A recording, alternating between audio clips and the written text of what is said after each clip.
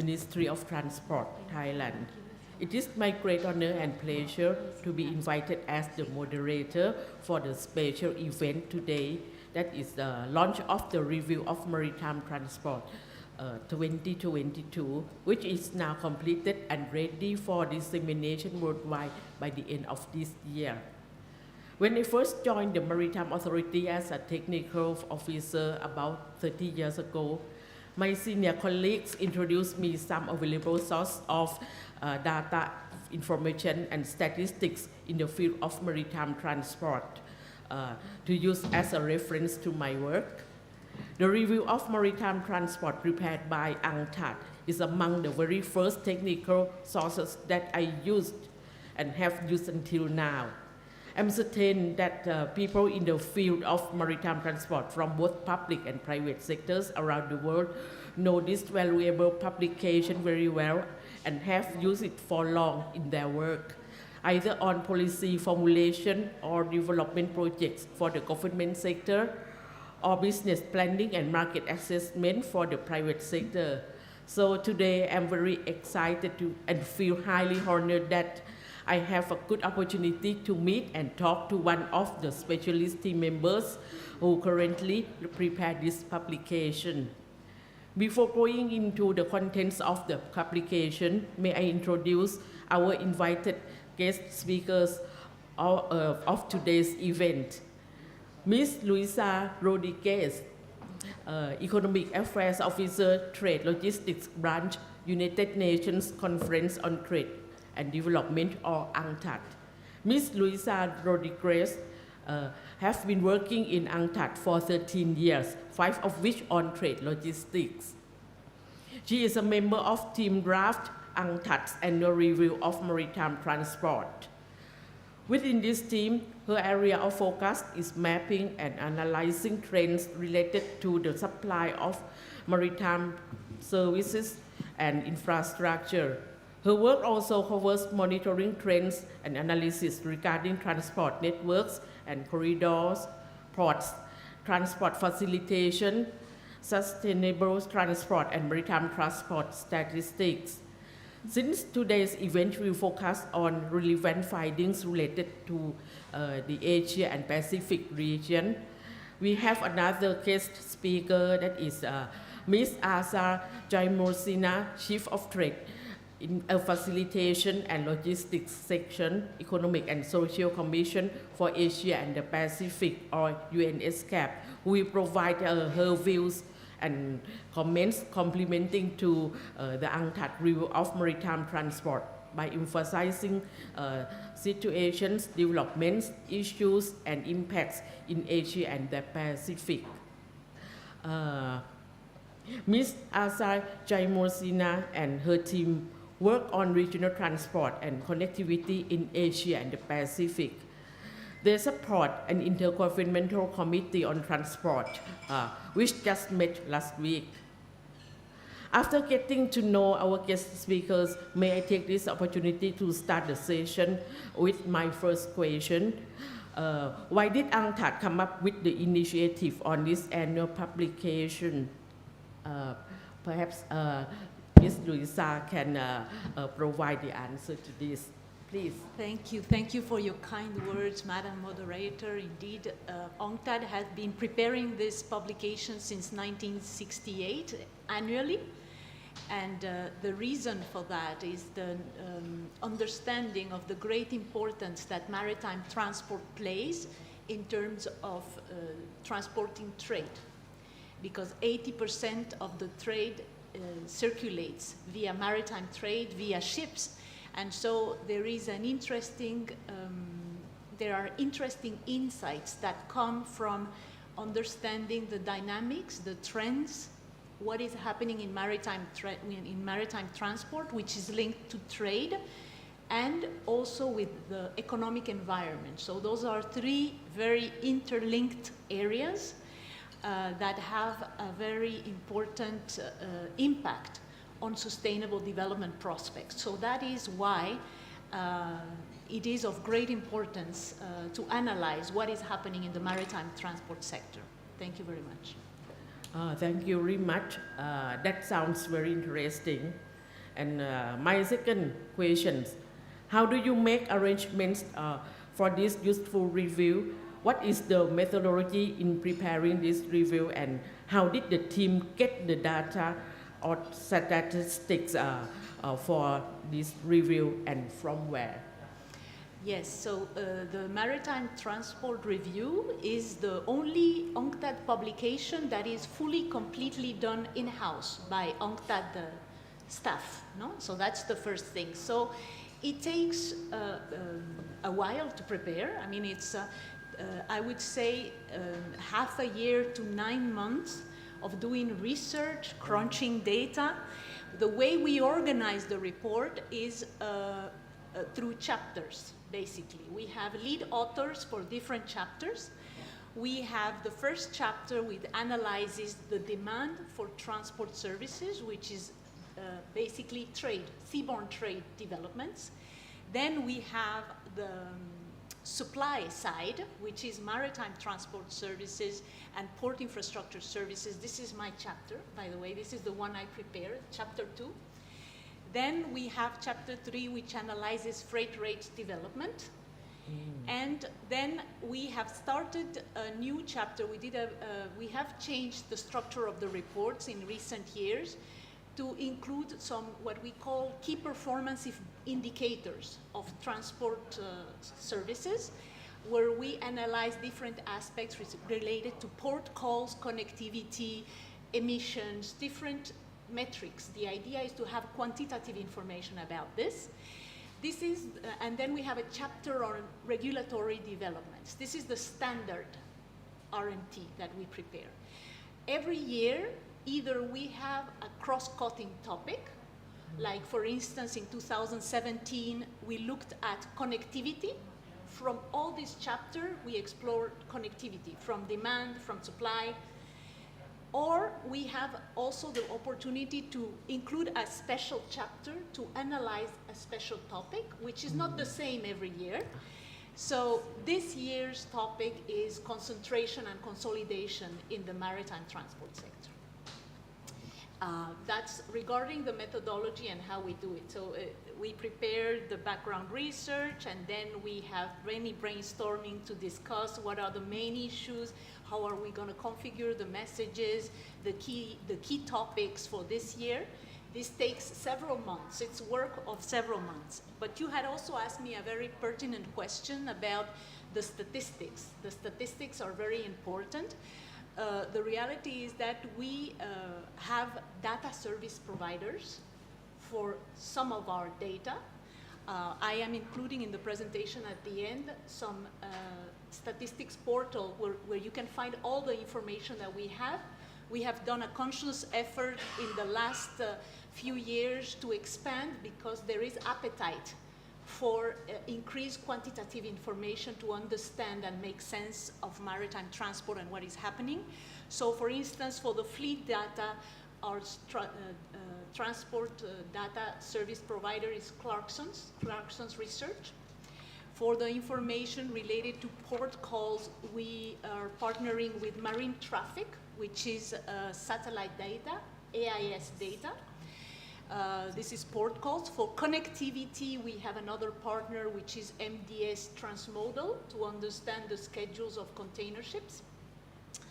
And then inside UNCTAD, there are two indicators where we compile the data using sources. We have a methodological team that works on these issues. It's the seaborne trade and port throughput. These are indices that are calculated internally in UNCTAD. So just to give you a few examples. And then depending on certain topic, some data service providers give us access to some data for some topics. This year we have for emissions in particular, partnered with some entities. I'll cite them in a few minutes. But that's how we work, madam. It's a lot of work that takes almost a year. Oh, thank you very much. It sounds that this kind of work is not so easy, and it requires great efforts to complete this. And if you have to do it annually, so you have to compete with the time. It is very interesting that the new publication this year highlighted with the phrase navigating stormy waters.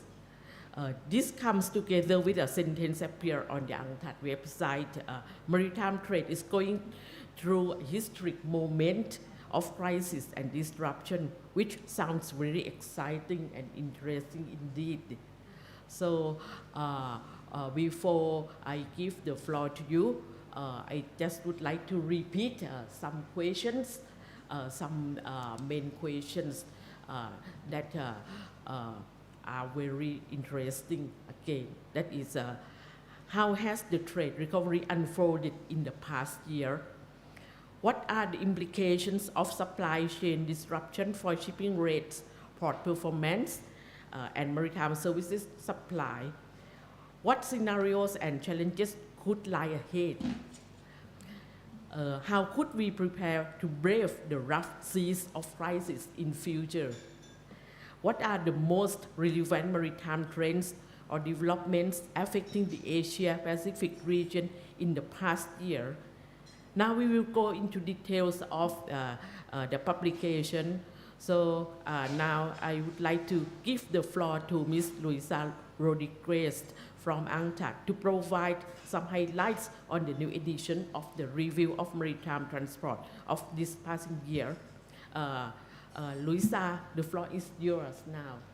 Thank you, Madam Moderator. It is a pleasure for me to be here. I want to thank you all, the ones who are here, the ones who are listening to us via the streaming in Facebook Live. Thank you for your interest in the publication and for joining us.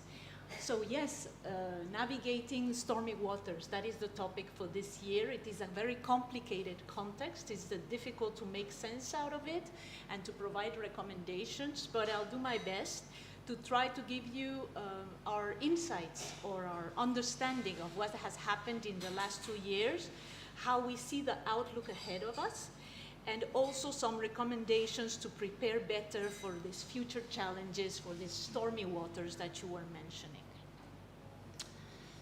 So the key messages here that I would like to start with this point today is this idea that we have seen a lot of unusual trends or developments happening in these last 2 years. It has been not ordinary at all. Everything has been complicated. And if anything, what it has reminded us, it's about the importance of maritime supply chains for many elements, meaning for the functioning of the supply chains, for ensuring that we have affordable consumer prices, for the delivery of essential goods. For many reasons, maritime transport had come to the forefront in terms of understanding the crucial role that it plays. We have seen in these last couple of years, and this is well documented in the report, some elements related to very high, historically high freight rates that have happened. We have seen these COVID waves happening and leading to lockdowns, which have affected many ports. We have also seen unprecedented port congestion this year. I will talk about this in a few minutes.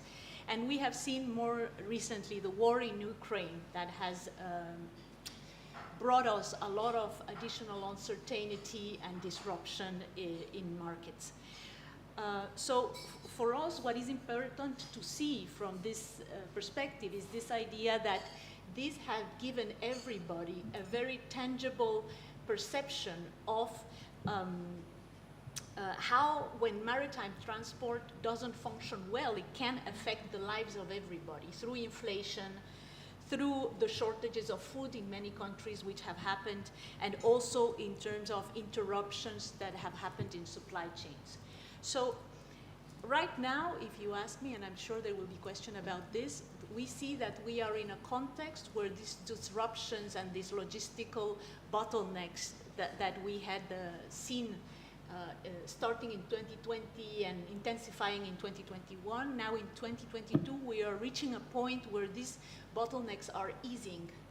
We are seeing a situation also where freight rates are going down. This is a more recent development. In any case, it's important to remember that freight rates are still higher in many segments than pre-COVID. So I think it is important to keep this in mind. And why is the key message of this report is that we need to prepare. I mean, all of what we have seen in these last couple of years is linked to elements that have created disruption. And so what it has highlighted is the need to build resilience and the need to be better prepared to shocks and such disruptions for the future. So what I will bring in the presentation is some elements from different perspectives where there could be recommendations to engage in this manner for the future. So let's start with trade, which is a key component of what we are analyzing. We're getting into the demand for maritime transport and how it has unfolded in the past year. You see there from the graph, there was a big hit that happened after the COVID-19 crisis, a big decline of 3.8%. You see that big dip in the last big dip in the graph. Well, we have seen some recuperation, some growth that has happened after that dip in 2021, which is a good thing. But you see that when you compare this with before COVID-19 levels, we are still below that level. And this has been mainly this big upside, or let's say this big increase that we observed towards 2021, is linked to the performance of containerized trade. This is what has driven this upward trend, mainly. This is the reason. Now, you see the dotted line at the end. You had asked me, how do we see the outlook for the future? And you see that we see that growth will moderate. This is let's say, the forecast that we do with respect to trade and how it will unfold from 2022 and 2023 until 2027, that there would be some moderate growth happening, and this is very much linked to the current situation, global economic situation that we are seeing now, where there are macroeconomic headwinds, there is rising inflation, and all of this will affect the capacity of consumers to spend money. So we are seeing that this could affect demand for maritime transport and trade in particular. There is, of course, a degree of uncertainty. Nobody has a crystal ball. It's very difficult to predict with certainty what will happen, and particularly with respect to demand. And we have prepared in the report. There are some scenarios that we are sharing, 4 scenarios. It's basically, the scenarios are linked with how the war in Ukraine will continue, and the disruptions that we have seen in logistics, whether they will reappear or they are factors of instability that could happen, that also could be putting into place a situation where trade recovery could be affected in the near future. So those are the elements that we have to keep in mind. In any case, bottom line of this slide is that the trade will moderate its growth in the future. This is the forecast that we are doing, that this will be increasing by 1.4% in 2022, and in 2023, 2027, it will be around 2.1%, which is very low compared to what we have had in the last 3 decades, which is more around 3.3%, okay? So preparing for future challenges, because this is what the discussion that is of most interest. How do we prepare when we talk about this aspect of demand? How we see that maritime trade and logistic condition could deteriorate depending on different elements of how the global economy happens. What can be useful in terms of helping the sector brave through the crisis, as the moderator was telling us. First, in terms of macroeconomic stability, having in place some macroeconomic frameworks that can allow to tame inflation and reducing financial vulnerability. And from the perspective of trade, having measures in place that enable trade, like for instance, avoiding import and export restrictions to trade. Let's go now into the supply. Supply disruption was an important element of understanding what has happened in the last 2 years. Basically, what we had was, as you saw in the previous graph, an element of increased demand that followed the COVID crisis, with a situation where supply couldn't cope with this increased demand for various reasons. One of the reasons is port congestion. Port congestion was a critical problem starting in late 2020, it intensified in 2021, and in 2022 we had some elements linked to the war in Ukraine. It created a global logistic logjam. The ports struggled to cope with this increased demand. They were short of equipment, they were short of labor, they had problems with their storage facilities also, and all of this created problems in terms of deployment patterns for company of their ships. No? There was less scheduled capacity, there were changes in connectivity, and loss of direct connections. This is an element that affected, you were asking me, Madam, about issues that were of particular concern to the region and to Asia in particular. This is an area that affected greatly port congestions in Asia. It started as a hotspot. The issue of port congestion, it was a hotspot of port congestion, which later on expanded to other regions. But it's because of the importance that Asia has as a main route for trade. And so this port congestion created these problems in terms of the deployments of ships. Other aspects that we have, some inland logistic shortages, which I just mentioned. I'm just going to share with you some facts regarding the situation of how we can measure this problematic disruption that affected supply from the perspective of port congestion. Just to give you some idea of the problems that were faced, particularly for shippers. Global average container schedules delays doubled in 2021. That's one figure. In the Far East route, the delays of container ships passed from 2 to 12, which is significant. And then I show you there the variation between the time spent in port in 2020 versus 2021. And you see there the highest median time in port, which gives you an indication of how the turnaround time in port increased in 2021 is container ships. You see an annual change of 13.7. This is global ports worldwide.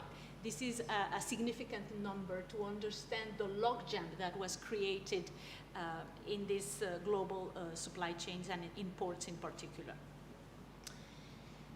Then we talked about the issues related to port congestion from the perspective of supply. There is also another element that I find interesting in explaining and understanding what is happening with respect to this demand that increased without insufficient supply of transport services is the low fleet growth.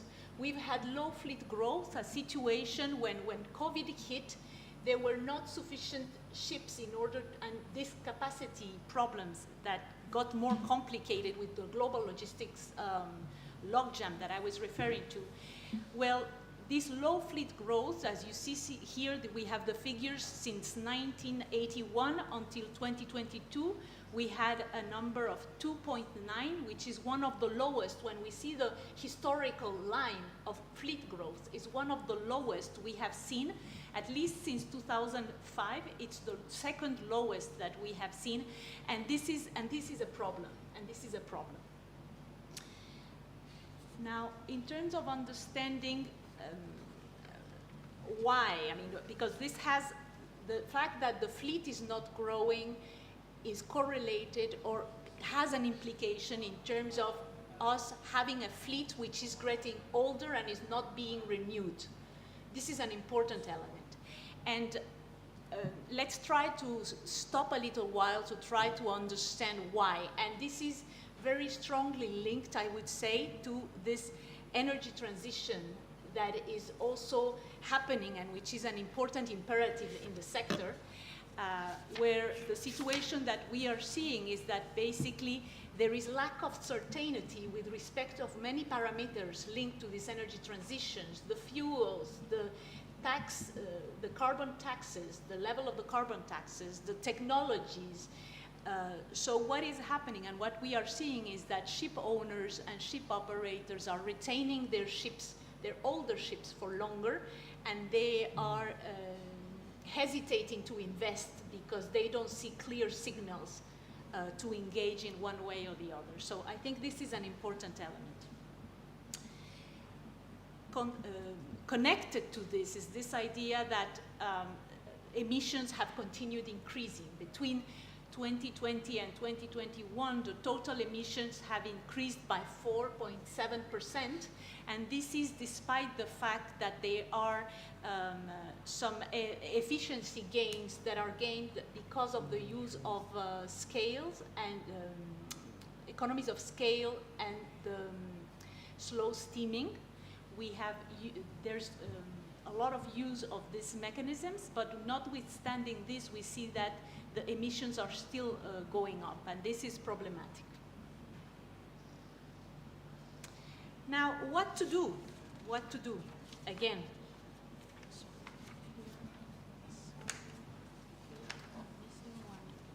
okay.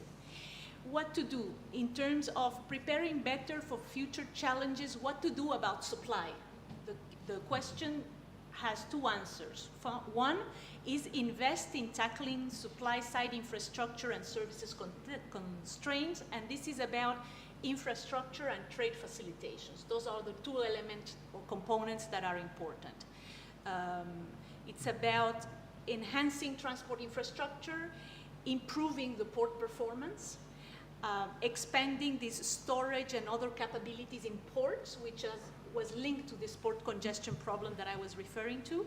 Also making ports more agile to handle changes in demand.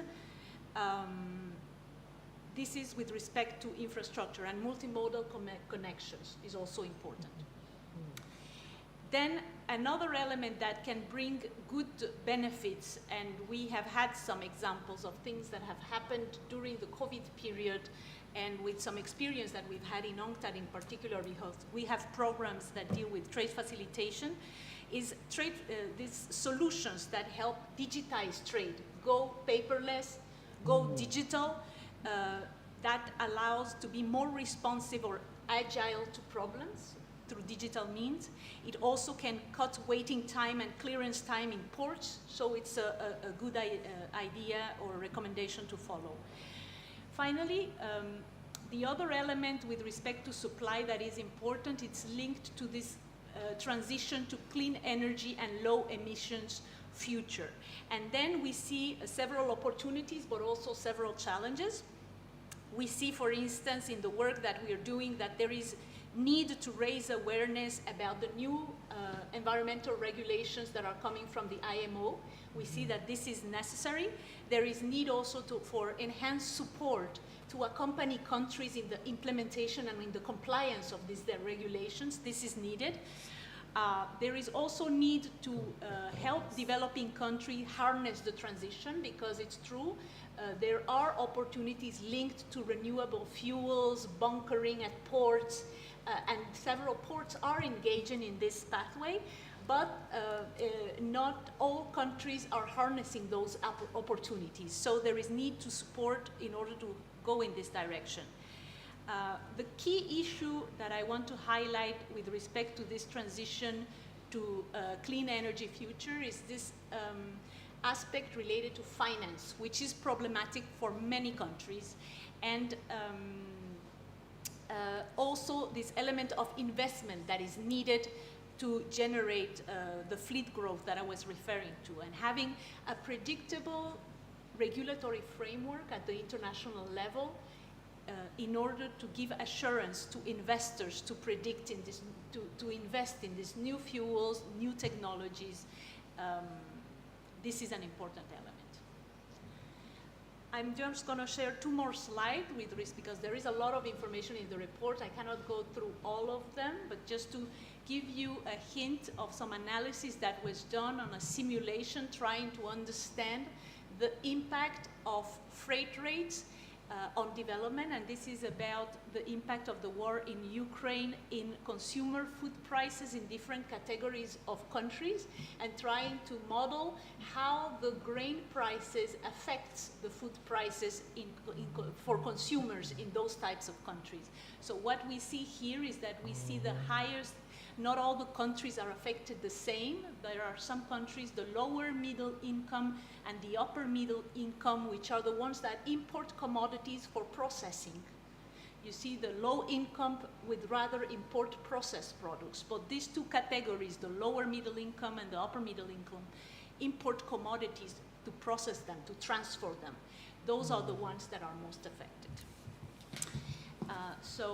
We are proud in the United Nations and in UNCTAD and our SG in particular, who has brokered a deal in order to facilitate trade of grain, discussions with Ukraine, with Russia, the Black Sea Initiative, which has facilitated trade of several commodities in order to cope with this situation and avoid a food crisis as a result.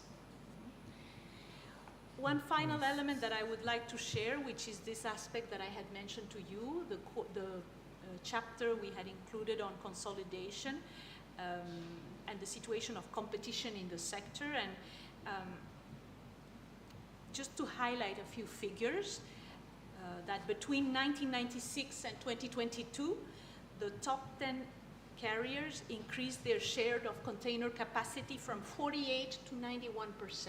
That is a significant development, a significant market power, if you want to put it like that. So they have, this consolidation is happening horizontally. There are alliances also forming that have formed.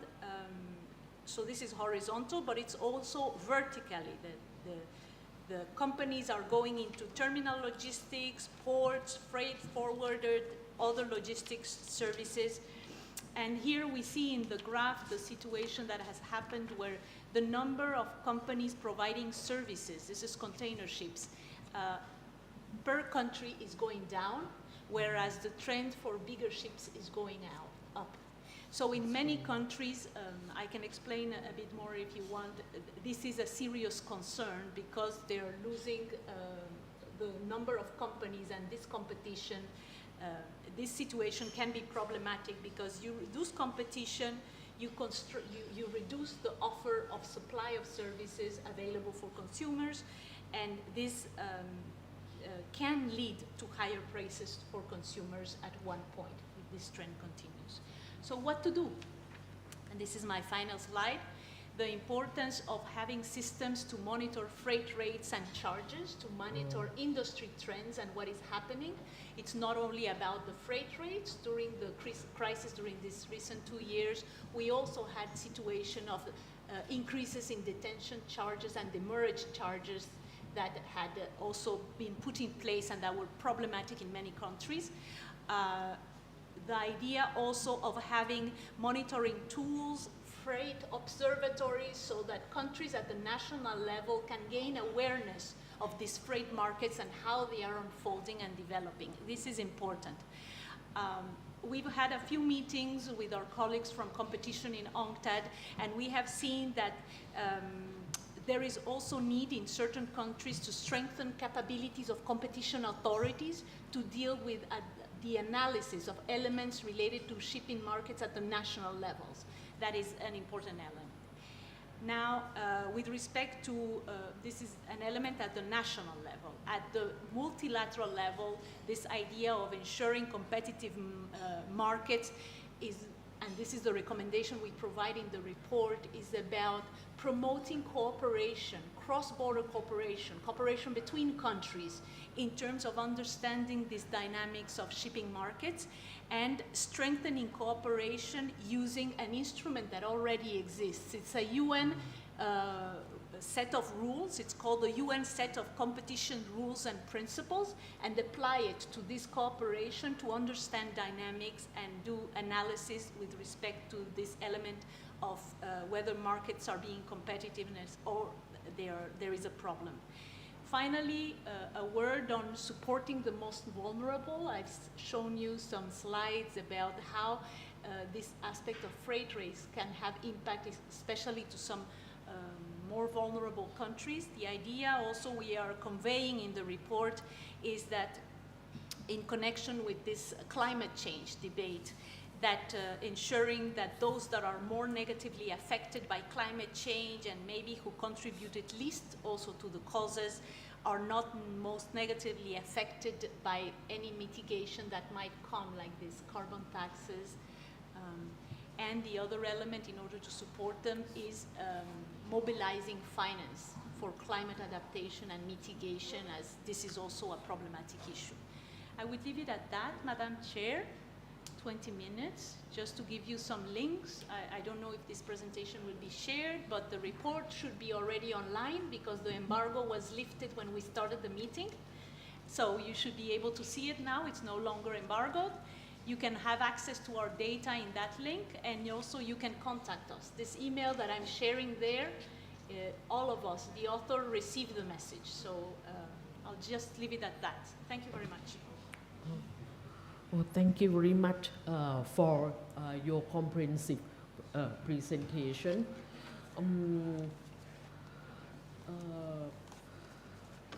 I'm curious to know that as we are now in the era of digital transformation, that most articles and publications are increasingly in soft copy for online dissemination. Is the review still available in hard copies? And if one needs to have the review in hard copy, how can he or she get it? And does he or she have to pay, and how much? No. Thank you. Thank you for that question. Yes, you can send me a message or send it to the R&T team. We can send you. We are producing the English copy in printed hard copies. We have a list of disseminations. In theory, all maritime administrations receive at least one copy. But please, if you're interested to receive one, drop us a line and it will be a pleasure for us to send it. And I understand there is no charge for that. Oh, thank you so much. And now we have the technical officer who work with Asia, the Pacific. May I invite Ms. Asa Jaimosina from UNESCAP to provide views and comments on the review. Ms. Asa, the floor is yours. Thank you very much, Madam the Moderator, dear Luisa and colleagues. It is a pleasure for me to be part of the launch of the new edition of the Review of Maritime Transport.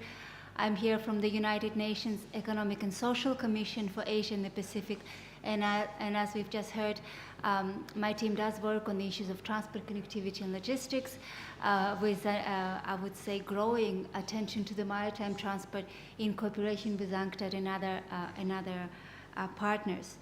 I would also like to highlight how significant the Review of Maritime Transport is. It is a flagship publication of UNCTAD, but it also a reference document for all transport analysts and policymakers, whether they deal with the maritime transport or just need to have a grasp of what is happening in the global trade, global maritime trade.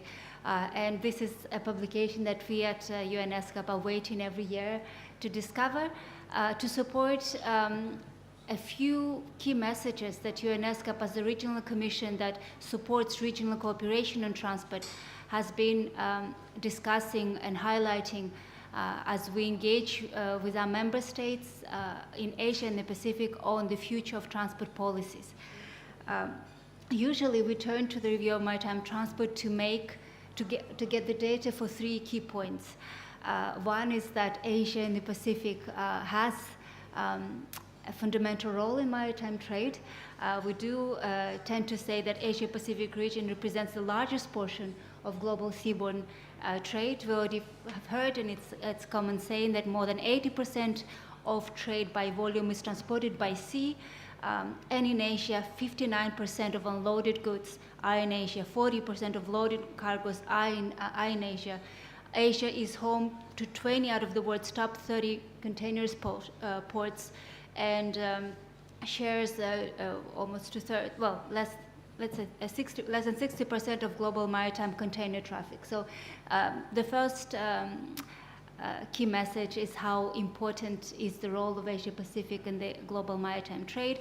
But this is not just to feel good about this, it's mostly also to see that with that lies great responsibility. So any transformation of the maritime, of the shipping, of the maritime transport, without exception needs to go through Asia and the Pacific, and the changes that we hope to have in the sector are the changes that our countries must to consider, design, and implement. So that's the first key point, what is our role in the global maritime trade. The second element that is always useful from the review of maritime transport is the projections of the global trade, projections of maritime trade. And for us, again, it's one of the arguments to substantiate the need for further investment in transport sector, in particular, but not only in the port developments in Asia and the Pacific. And there, I will have a comment on this. So after I've gone through the major points. But the second is the fact that maritime trade is growing. We do have a certain capacity in the region. We have a high-performing ports. We also have a lot of and growing congestion, and more needs to be done. We need to be able to support this economic growth, and of course, we need to make it more sustainable. So we will. It's a constant. We're running to stand still, as I would say, to make sure that we can support the growth of global trade. And the third point. And key message, and that's, I cannot thank UNCTAD enough for their support with this, is really highlighting the situation of small island development states in the Pacific. There are very few indicators available to track the levels of transport connectivity globally.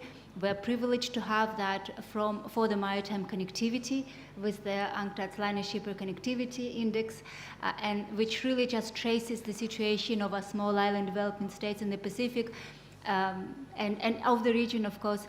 And while we would say the front runners of maritime connectivity are in Asia and the Pacific, the countries that are the most behind, unfortunately, are also in the Asian Pacific, and some of our Pacific islands are really the outliers in terms of the insufficient level of maritime connectivity. So those three key points that we always extract from the review of maritime transport are the role of Asian Pacific in the global trade, the fact that the trade is relentlessly growing, and third, that there are connectivity gaps in the region that need to be addressed. And those are the key points that, for us, are the axis around which the regional cooperation on transport, in particular maritime transport, but on transport in general, needs to be articulated. And one of the most significant developments, I would say, in the last years, and it's partly, I think we can link it to the experience and lessons learned from the pandemic, is that Asia and the Pacific, in terms of, Asia in particular, in terms of regional cooperation on transport, was very much driven by the issue of hinterland connectivity, by the issue of the land infrastructure, regional network of highways. There is a network of Asian highways. There is a network. There is a Trans-Asian railway network. There is a fully developing, dynamically developing networks of dry ports. So the regional transport cooperation in Asia and the Pacific was very much driven by the land transport, because the feeling was that the global maritime trade, not only we cannot really control it, even from this tremendous region, but also because it seems to be doing okay. It is there to support the trade. Ports are the gateways to the global economy, but it seemed to be less of a weaker point in our regional transport and logistics system. But increasingly we see that maritime needs to be there on par with the land transport. And last year, during the Asia-Pacific 4th Ministerial Conference on Transport, maritime connectivity was included as one of the priorities, whereas before it was mentioned, but now it's really one of the 7 thematic areas of the new Regional Action Program for Sustainable Transport Development for the next 5 years. So with all this background, I do have a few maybe reflections and comments, and I would, if time permits, would be very interested to hear Louisa's further thoughts on this as one of the lead authors of the publication. The first point is on prospects for future growth, and it's linked a little bit. Well, they're all interlinked. So let's start with the first. You did show us very telling graph about the future rates up to 2026 of global maritime trade, and you warn us that the trade is slowing down. And this is, of course, something, as you say, very consistent with the projections, generally economic projections, generally for the global economy. And there, I would just like to ask if there are any a bit more nuanced message for Asia, or perhaps sub-regions of Asia, because when we look at the projections for transport volumes, we see some of our sub-regions or parts of Asia that continue to grow at a very high pace, whereas the others perhaps not so much. In particular Southeast Asia, and Thailand is one of the economies that we expect to grow very, very, continue to grow rapidly. So if there any possibility to sort of decompose that graph, either focusing on Asia as a big chunk, or maybe parts of Asia where you think this growth, the slowdown of the maritime trade might be a bit less visible, or if you think it's really something that we should be preparing for. We are the region that hopes to be bouncing back rather quickly from the pandemic and other crises. So that's the first question and comment. My second comment and question is on the issue of economic efficiencies and the freight rates. And there, again, we are very much supporting the UNCTAD's view that it's a sort of comprehensive approach of how we make sure that the trade still grows. And part of it is to also, as you were saying, enable trade. And as the Regional Commission, we work very hard with the governments on enabling trade, on trying to prevent the protectionist and unnecessary restrictions, but also and foremost by facilitating trade and transport and supporting the transition to digital trade. So this is something, as perhaps you know, we have a framework agreement for paperless trade. It's my colleagues from the trade side of UNESCOP that are working on it. That agreement has entered into force during the COVID-19 pandemic, and more countries are joining this. So this is more of a expression echoing what one of the message of UNCTAD from the review, that we do need to continue enable trade through facilitation, through digitalization. But there again, I guess my comment and question is from the transport side, more than a comment that the transport facilitation, as we call the cross-border transport operations, and the transit issues remain very, very strongly in Asia and the Pacific. And we do see on the land side of the operations, the costs have increased, the delays are increasing, so a bit mirroring the situation on the maritime side. And we are seeing our landlocked developing countries being left with greater connectivity gaps. So I would also say that perhaps certainly the work of UNESCO will be complementing the work of UNCTAD, because we're looking at the issue of hinterland connections much more closely. And there, I would say perhaps a good piece of news is that despite the pandemic and of course the financial situation of our member countries, we do see breakthroughs, major infrastructure projects that have been taking place. We see a very dynamic growth of regional transport infrastructure.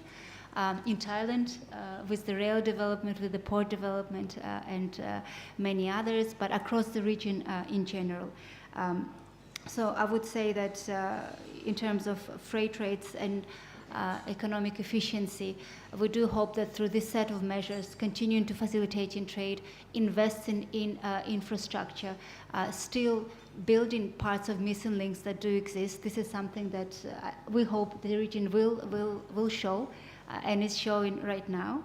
And I was very interested in your point about predictability. and creating the safer environment or more enticing environment for the private investors. But the same could be said by the governments. In general, we still have the public investment very much driving the infrastructure development. And again, I think our governments also need to understand a little bit more these unpredictable scenarios for the future and see whether their investments and the use of public funds is put to a good use by investing in transport. So I guess it's more comments rather than questions, but on the issues of sort of freight rates and how we can keep them down, this is something I think that ESCAP very much supports the concern from UNCTAD. And my last point is the transition to clean energy that you have mentioned, and this is it's very interesting to see this unfolded in the maritime transport, because this is also what we see in the land transport, and we are looking into, for instance, decarbonization initiatives for road transport, even rail transport, with the idea of even going to zero emission transport mode, using more of a waterborne transport, inland navigation, inland water transport in Thailand in particular, but in a range of countries in Southeast Asia.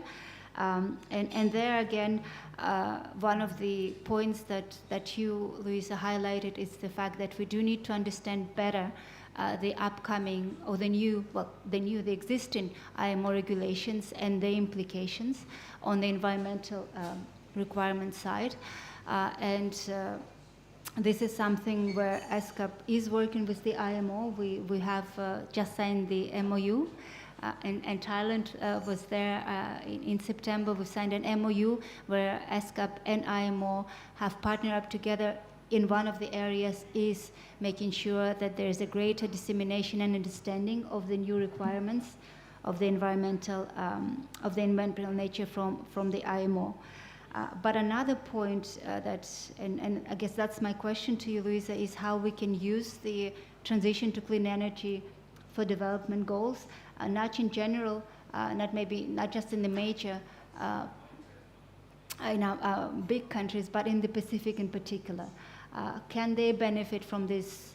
And as you very well know, and you support them, some Pacific islands becoming champions of clean shipping. They would like to be able to drive the change, but of course, what are the elements at their disposal to make sure that they can be part of this process, benefit from this process, and maybe use it as a strategy to integrate better into the global shipping sector. So just preliminary comments, but mostly many thanks for this excellent report. I think some of my colleagues are reading it as of now, now that it's available. But anything, Luisa, if you feel like responding now or sharing your thoughts, they are much welcome. But I also don't want to monopolize in case we have questions. Thank you. Thank you, Ms. Asa, for your comprehensive views and comments. It is very interesting to know about the work of the UN ESCAP in promoting the transport sector right now. As we, you just had the 7th session of the Committee on Transport last week.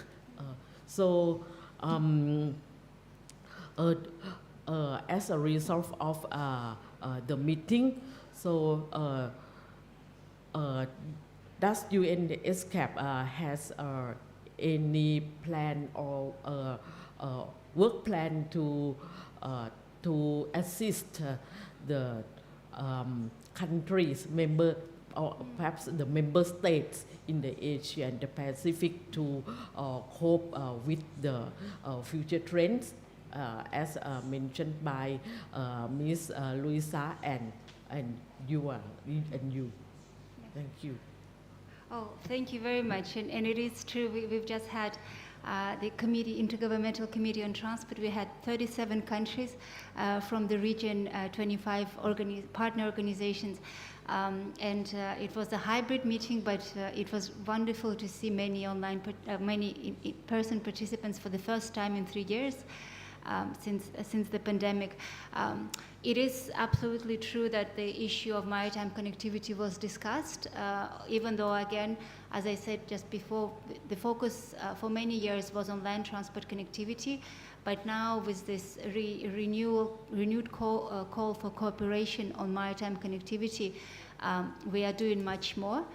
And there are, I would say, for now, 3 sets of activities that ESCAP is implementing, and we've reported on that to the Committee on Transport, and we got the overwhelming support to continue.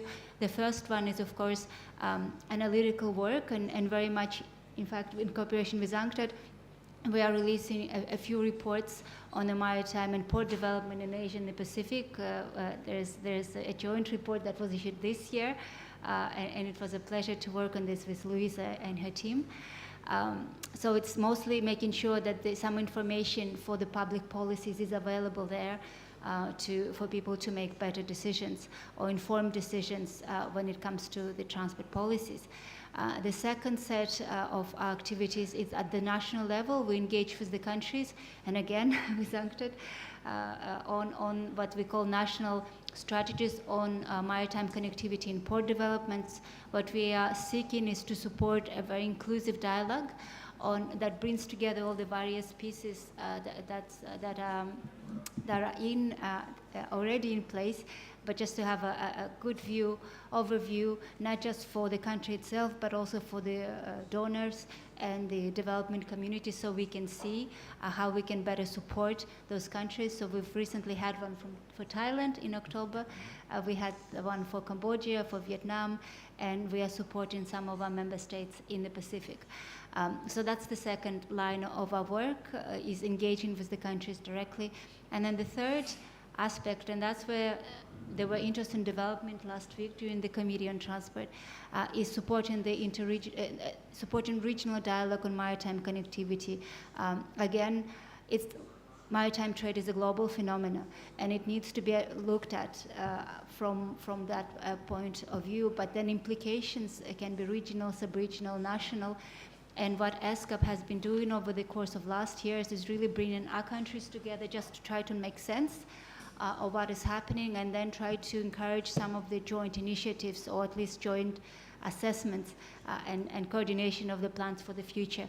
So there is now a regular dialogue, regional dialogue on maritime connectivity. That will be supported by UNESCAP.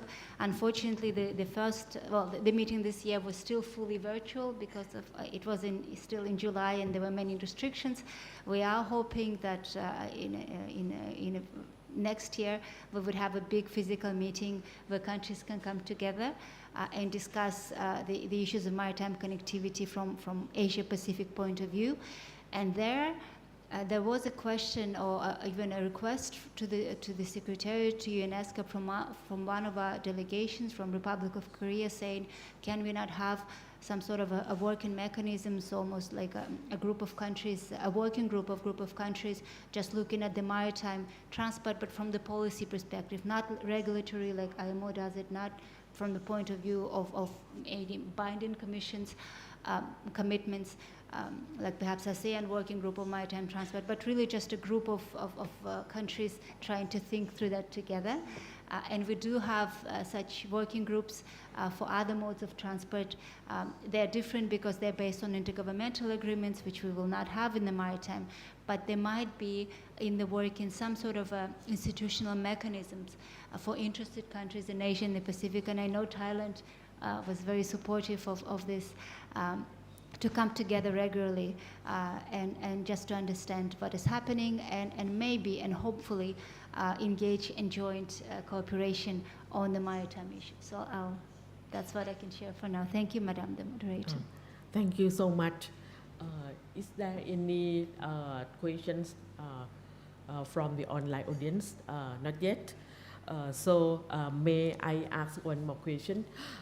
Perhaps this is the one question that Thailand has been facing problem, but now the situation has improved. It's about the container shortage issue.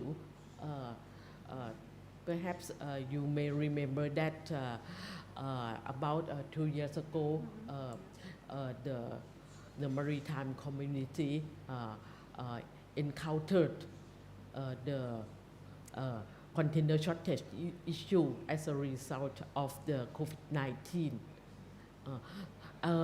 Actually, at that time, the Thai shippers came to the Ministry of Transport and also Ministry of Commerce to ask the government side to help them in some way. But we just try to make sure that our facilitating measures now it have been in place at the moment. But this kind of issue also affects other member states like some ASEAN member countries. So Thailand has raised this issue at the regional level at the ASEAN Maritime Transport Working Group, and this lead to the some kind of study supported by the Australian government, and now the project is already completed with some guidelines, but it's just a broad guideline because it involves so many countries which are in different situations. So I just would like to ask both of you about your views on this issue, since someone said it has improved now, but how can we do so that this crisis may not recur again in the future? Thank you. It's quite, I'm so sorry, it's quite a difficult question, but it is our concern, yes, for member states, some member states. Thank you. So, yes, it's a difficult question. This issue of the container shortage, what I would say is that, yes, can you hear me? Yes, okay. That I don't know if the important question is asking ourselves how we can avoid the situation from presenting itself, or rather, how can we be better prepared so that when the situation presents itself in the future, we can manage better. Because I would rather say that after what we have seen in these 2 years, it is highly likely that there will be more disruptive events coming our way, either via logistics logjams or climate change. It's likely to happen more and more. So the answer to that, and I'm not talking specifically about containers, but more broadly, it's about finding new ways to become more agile and collaborative frameworks in order to have real-time collaboration that allows us to identify quickly a disruptive situation and take action to deal with it. So this is about digital systems, this is about infrastructure process flows, and having these protocols also in place in order to deal with certain situations. I mean, I would say that broadly, this is how we see it. Digital infrastructure and process flows in place in order to deal with that. I don't know if I should go back to the questions of Azar, or you have questions. No? Yes, I'm in your hands, madam. Please. If I can just come in on the container shortage issue as well.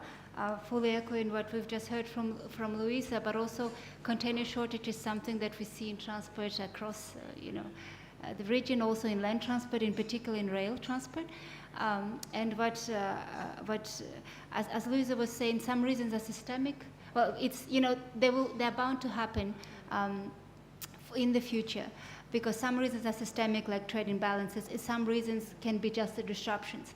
And what we've seen is how much the container shortage costs, and how much it really has impact on the entire global supply chain, on the transport costs going hinterland, and how much, just one disruption on one part of global supply chains really affects then the end users and countries in particular, as Louisa was also saying in her report, in this particular vulnerabilities, right, or in special situation, landlocked countries, small island developing states. And again, I would like to echo the idea of that it's not about whether it will happen or not and why. It's also about what happens when it happens. Can we anticipate this in better and quicker than we did during the pandemic? And what kind of arrangements we can put together to make sure that that's preventable, or to some sort of rapid response to shortage of containers, because there are examples in the past that this has been done. There are some countries along major transport corridors that have made arrangements to address the issue of shortage of containers, right? So a lot of it is about being able to predict, or at least anticipate, or failing to anticipate, because some disruptions aren't predictable.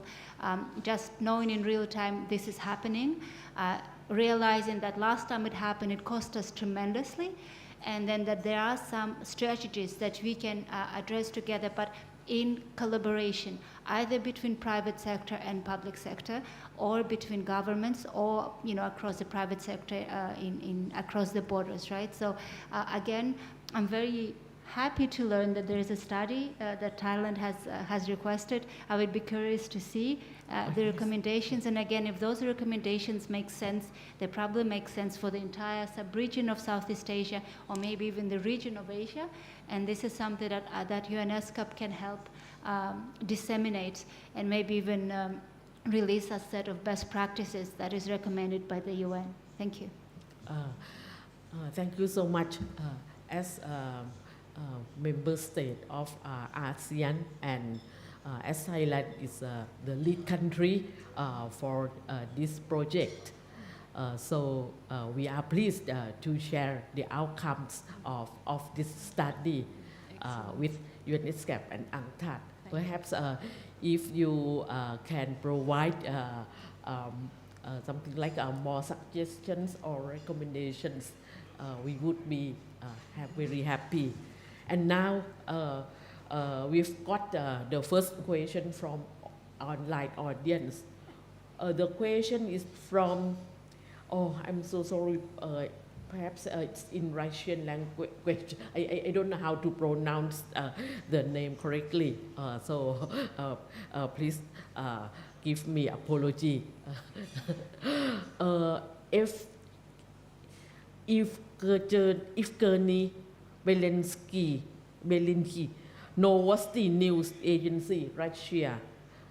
The question is that, to which extent, in your opinion, the enhancement of Southeast Asia's port facilities would be dependent on Chinese international investment project? May I repeat again? To which extent, in your opinion, the enhancement of Southeast Asia's port facilities would be dependent on Chinese international investment project?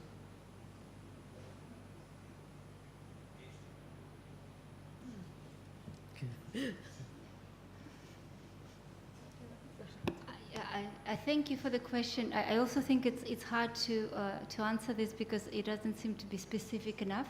In broad terms, of course, as we all know, there are initiatives by China on supporting the transport connectivity and logistics in Asia and in the world. And in fact, China is one of the member states of UNESCO, of course, and they are a big player in regional transport connectivity alongside of many other countries, including the Russian Federation, Republic of Korea, Thailand for the maritime areas, and many others. I guess it's hard to answer this question and without perhaps creating some misunderstanding. I think the key point to have in mind is that in many ways, it's not about the source of the money. It's there are mechanisms to make sure that, of course, the international investors are sound investors, and you abide with the national laws and international best practices.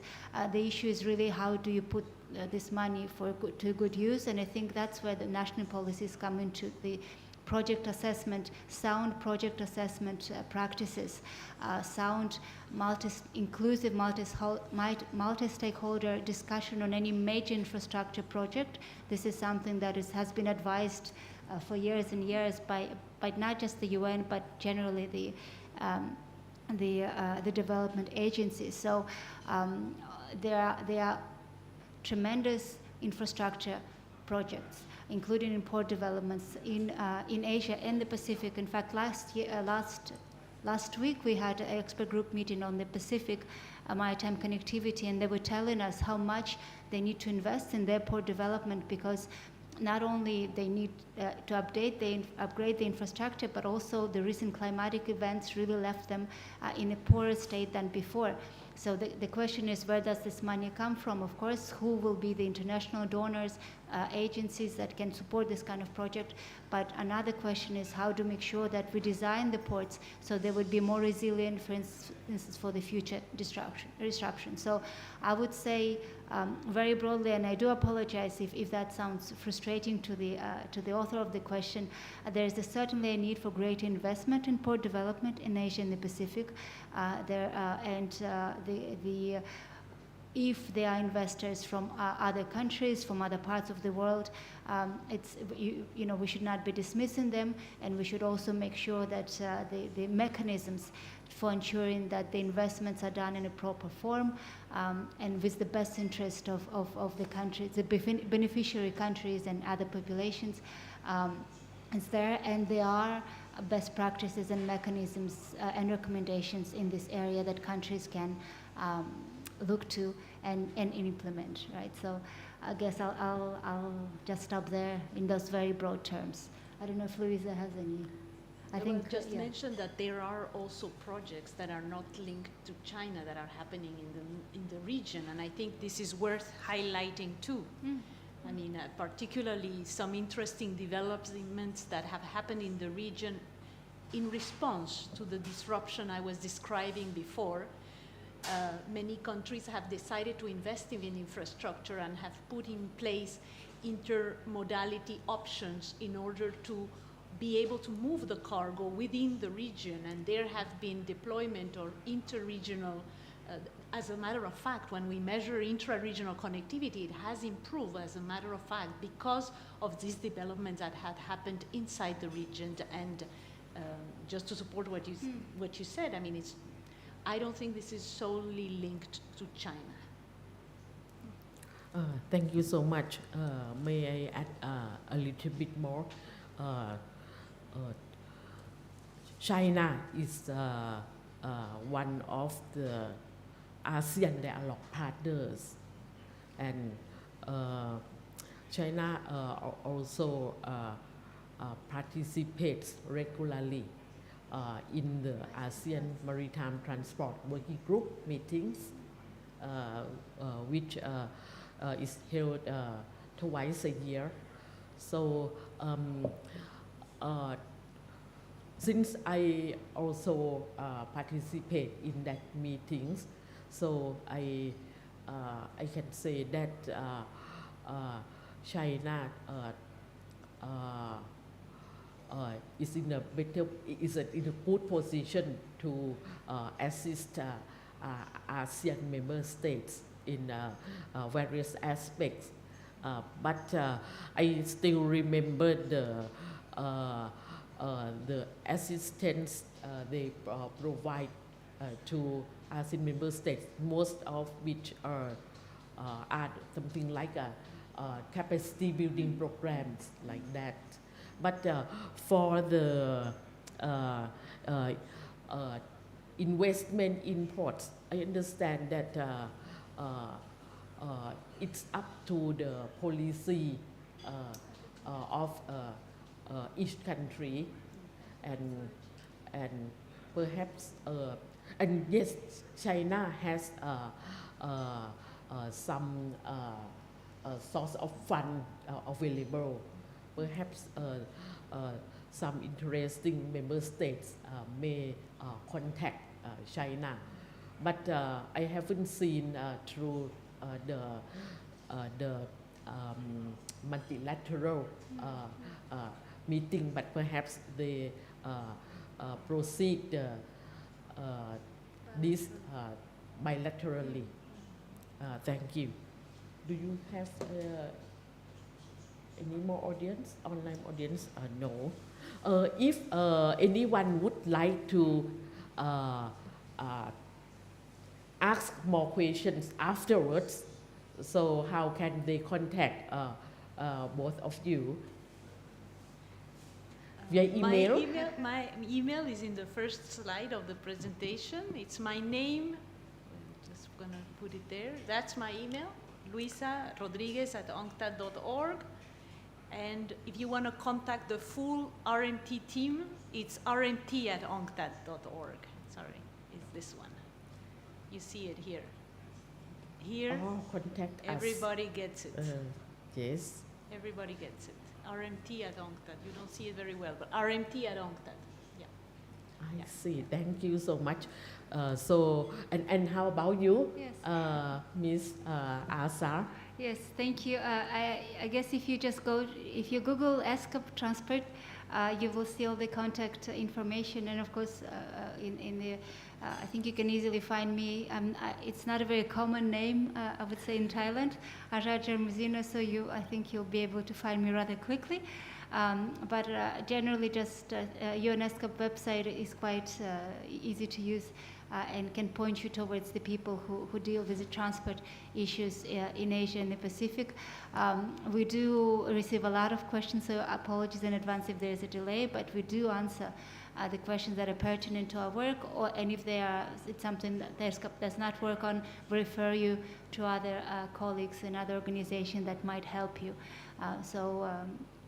But if you just put Ajarjar Muzina ESCAP in Google, you'll probably find my email address quite easily. Thank you very much. So, more questions after this session are always welcome through emails and the contact on the website of UNCTAD and UNESCAP. I understand that now we have come to the end of the session, since there is no more question from the audience online. May I take this opportunity to express my sincere thanks and appreciation to Ms. Luisa Rodriguez from UNCTAD for excellent presentation on the new edition of the Review of Maritime Transport of the passing year, and as well as providing comprehensive analysis and insights of the past and current situations, and also the future. And my sincere appreciation and thanks also go to Ms. Asa Jaimursina from UNESCAP for the valuable views and suggestions and comments contributed so far. I'm certain that all of us in the field of maritime transport, both government and private sectors, will substantially benefit from the use of this latest edition of the Review of Maritime Transport 2022. I hope that this valuable and useful publication will shed light on what happened in the global maritime transport in related sectors, which will in turn lead to constructive and concerted efforts of both public and private sectors to overcome all obstacles in order to make the better global maritime community in the future. Thank you. Thank you. Okay. Thank you very much.